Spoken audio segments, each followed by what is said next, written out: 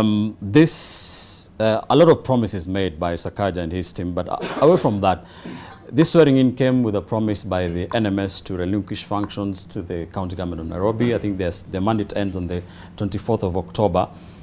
What are some of the biggest lessons that you can say we have learned from what has happened in Nairobi over the last 2 years?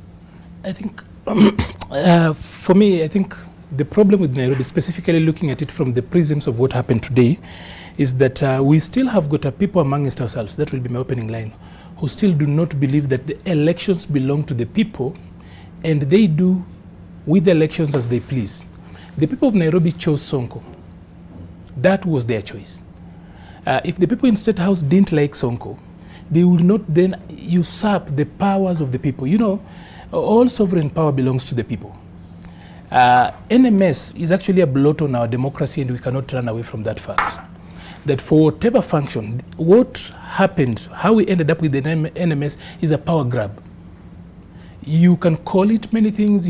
As in, if the people of Nairobi chose chaos, if you look at chaos, the Director General saying that he's promising to hand over, does he have an option anyway? It's not a matter of like promising. It's not in his place. In fact, going further away from what you asked, I think we brought a lot of military men to the streets. They don't belong to the streets. And I think whatever regime comes in next needs to take those guys back to the barracks. They need to be where they are rightfully supposed to be, because if we allow them into this other space and we normalize people in uniform taking over civilian roles, then we miss out a lot of things. The President would say that he wanted things to get done and civilians are not getting things done. You know, even at the national government itself, there was a lot of mess.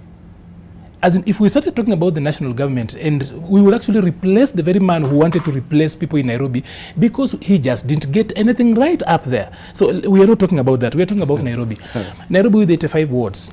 This is the city of my birth, so I have got a very personal attachment to this city. You know, everywhere else where I come from, you have to speak about where your umbilical cord was actually buried. Mine, I think, was incinerated or eaten by birds somewhere in Pumwani. So this particular city is so close to my heart. And for the first time, we see, and you've realized that Nairobi has got a very strange way of voting. There's a way Nairobi has been voting that Sakaja would not have won. The same surprise, he crossed over. Normally we would say that Nairobi is run and owned by Raila, but Sakaja then defies that and goes across. Sonko did the same thing.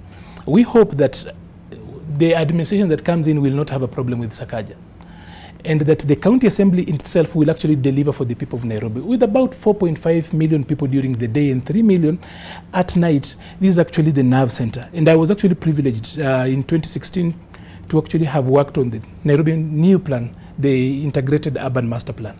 So when Sakaja comes in, by the way, he doesn't have to come up with a new vision.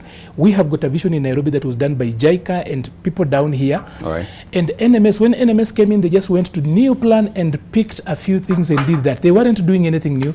So Nairobi has a master plan going up to 17 years, done for a very long time with a lot of money, actually 1.5 billion shillings that was raised by Alado when he was still mayor, and then Kidero launched the new plan, and it couldn't go so far. So Sakaja wouldn't have taken Nairobi at a better time. He has got an integrated urban master plan. The last time we had such was in 1973, and he has got the goodwill and everything to run this city and take it wherever he's actually promising. It's not a matter of struggling, and even resources do exist.